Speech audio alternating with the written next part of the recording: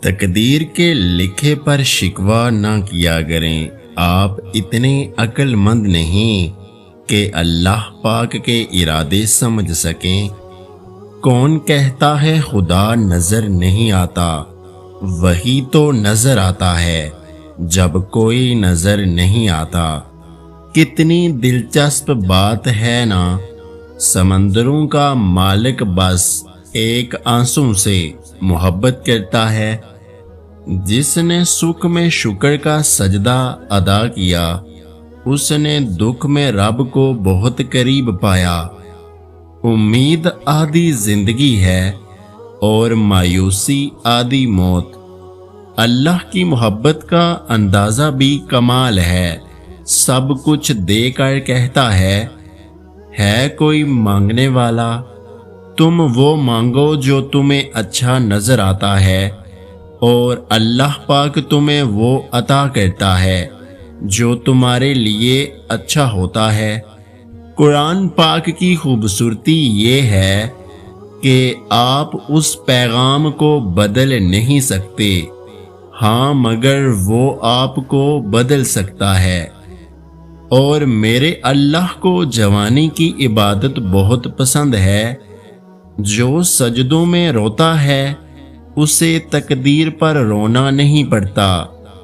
قرآن کہتا ہے، اور جلد ہی اللہ پاک آپ کو اتنا دے گا کہ آپ خوش ہو جائیں گے۔ آزمائش بھی اللہ کی طرف سے تمہارے صبر کا امتحان ہوتا ہے۔ تم جب سکون کی کمی محسوس کرو تو توبہ کرو، کیونکہ انسان کو اس کے گناہ بے چین رکھتے ہیں۔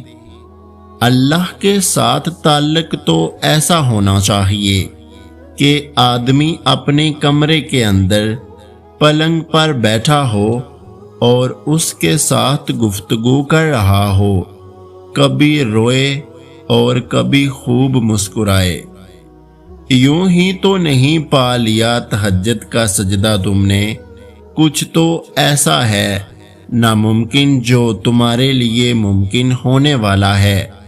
تہجد پڑھنے والوں کی تو وہ دعائیں بھی قبول ہو جاتی ہیں جن کا ذکر انہوں نے کبھی اپنے آپ سے بھی نہیں کیا ہوتا۔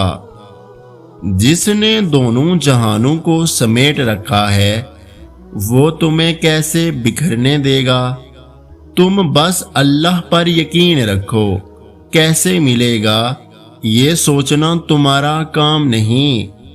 تہجد کے وقت انسان اللہ کے بہت قریب ہو جاتا ہے، اتنا کہ اپنی ہر دعا پوری کروا سکتا ہے۔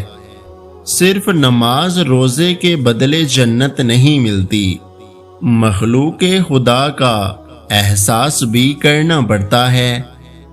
درد کتنا بھی ہو، اللہ کے آگے رونے سے سکون میں بدل جاتا ہے۔ دعا کی طاقت کو کبھی کم نہ سمجھیں، تقدیر اور قسمت سے زیادہ طاقت دعا میں ہوتی ہے۔ طویل سجدے آزمائشوں کا دورانیہ مختصر کر دیتے ہیں۔ یہاں یوں مایوس بیٹھنے کا کیا فائدہ جب وہاں اللہ تمہاری پکار کا انتظار کر رہا ہے۔ جن کا یقین عرش والے پر ہو وہ فرش والوں کی باتوں پر دل چھوٹا نہیں کرتے۔ جب دل اداس ہو اور وجہ بھی سمجھ نہ آ رہی ہو تو سورۃ الرحمن پڑھ لیا کرو، دل کو سکون آ جائے گا۔ تھک گئے ہو، دیکھو پریشان مت ہونا، وہ اپنے بندے کو مسلسل تکلیف میں نہیں رکھتا۔ راحتیں جلد نصیب ہوں گی انشاءاللہ۔ نماز بوجھ نہیں بلکہ تمہارے بوجھ کو ہلکا کرنے کا ذریعہ ہے۔ صرف خوبصورت لڑکی سے شادی کر کے آپ گھر میں ڈیکوریشن پیس تو لا سکتے ہیں، لیکن گھر بسانے کے لیے شریک حیات کا نیک سیرت دیانتدار، باپردہ اور حیادار ہونا لازم ہے۔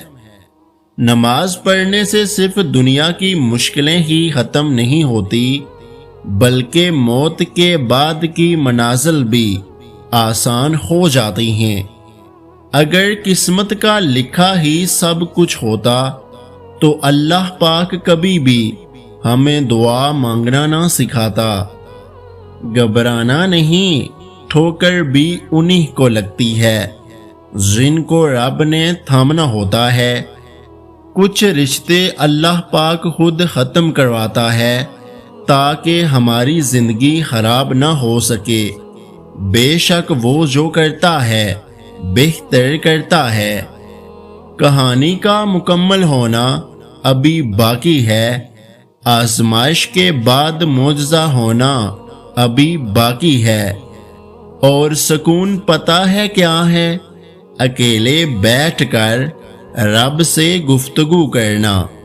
ہر وہ شخص بے وفا اور ناقابل اعتبار ہے جو نماز نہیں پڑھتا۔ تم سمندر کی گہرائی سے پکارو گے، اللہ وہاں بھی تمہاری سنے گا۔ جن لوگوں کی تنہائیاں پاک ہوتی ہیں ان کی دعائیں کبھی رد نہیں ہوتی، اور دلوں کا سکون تو اللہ پاک کے ذکر میں ہے۔ شفا بن جاتے ہیں وہ آنسو جو تہجد میں بہائے جاتے ہیں۔ کن کہتا ہے اللہ اور ایک پل میں مقدر بدل جاتے ہیں۔ اللہ سے رشتہ اتنا مضبوط کرو کہ تمہیں کسی کے سہارے کی طلب ختم ہو جائے۔ اللہ دیری انہی کے لیے کرتا ہے جن کا مانگنا اسے بے حد پسند آ جاتا ہے۔ صبر کے ساتھ اس کے فیصلوں کا انتظار کرو اور بے فکر ہو جاؤ۔ ایک نماز میں اگلی نماز کی توفیق مانگنے سے بہتر کوئی دعا نہیں۔ ہر چیز اپنے وقت پر ہی اچھی لگتی ہے۔ نیکی کمانے کا وقت جوانی ہے۔ افسوسناک بات ہے کہ ہم نیکی اس وقت کرتے ہیں جب برائی کے قابل نہیں رہتے۔ دل سے نکلے ہوئے یہ الفاظ ہزاروں گناہوں کو بھی مٹا دیتی ہیں۔ تم جسے ڈپریشن کہتے ہو وہ تمہارے نماز نہ پڑھنے کا نتیجہ ہے۔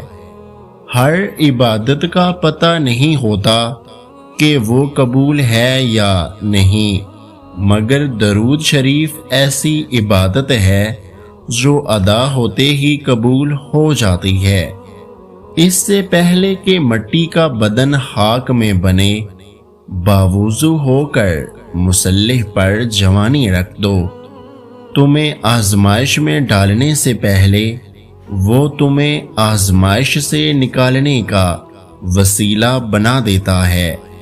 اگر آج کی ہماری یہ ویڈیو آپ کو اچھی لگی ہے تو ہمارے YouTube چینل کو سبسکرائب کرنا مت بھولیے گا۔ اپنا بہت سارا خیال رکھیں، مجھے دعاؤں میں یاد رکھیں۔ ویڈیو دیکھنے کا بہت بہت شکریہ۔ اللہ حافظ۔